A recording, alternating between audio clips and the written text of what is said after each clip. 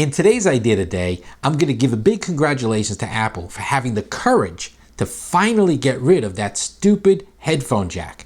Now, for what it's worth, a lot of people were very upset at Apple for getting rid of the headphone jack. I mean, people really went bonkers about the thing, which I think is pretty stupid, considering they give you a free adapter that you can just plug in. It takes up like, I don't know, it's about 2 inches long. You stick it in the bottom of the lightning dock and it gives you a headphone jack.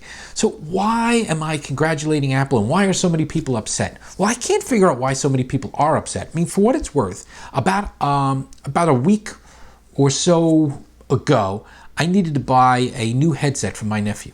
And I went into Best Buy, and to be honest with you, I actually had a hard time finding a simple wired headset. I know a lot of people are going to write me and say, well, they're everywhere. There's a lot more wired. No, there isn't. I went in the store, and I'm talking Best Buy, and the majority of the headsets that they were selling were wireless. And, you know, for what it's worth, wireless is really the way to go. And it took a lot of courage for Apple to just simply get rid of that. I mean, again, if you want the wired headset, they give you a wired headset with the iPhone 7. They also give you the adapter for the other one if you want to use your old, you know, Bose or whatever it may be. But for what it's worth, this isn't just about the headset jack. Apple has always had a wonderful history for putting the industry where it needs to be and not pandering to people who are hung up on their old technology. Case in point, Apple was one of the first computer companies to stop using floppy drives in their computers. They went to optical drives way before anyone even thought about having a CD in their computer. Apple was also one of the first to get rid of the optical drive when people no longer were using the things. And of course, they've got statistics that showed at the time that there was a lot of people still using them, but they saw forward.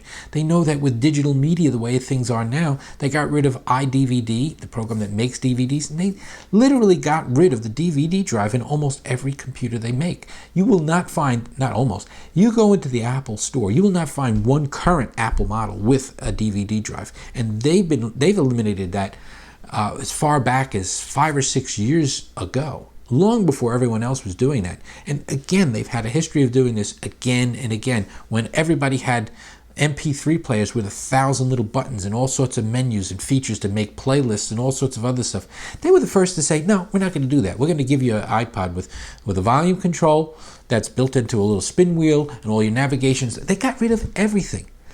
It takes courage to not duplicate what the market is asking you for and to do something that shows people where you're going next. Let's put things like that behind us, and Apple is fantastic at that, and I congratulate Apple for that, and I hope they continue to do things like that and make those tough decisions. And that's today's idea of the day. So that's it. That's today's idea of the day. Yeah, some of them are better, I gotta admit. But if you really want to see a new idea each day, some of them are going to be good, some of them are going to suck. What are you going to do? Subscribe and visit ideaoftheday.com.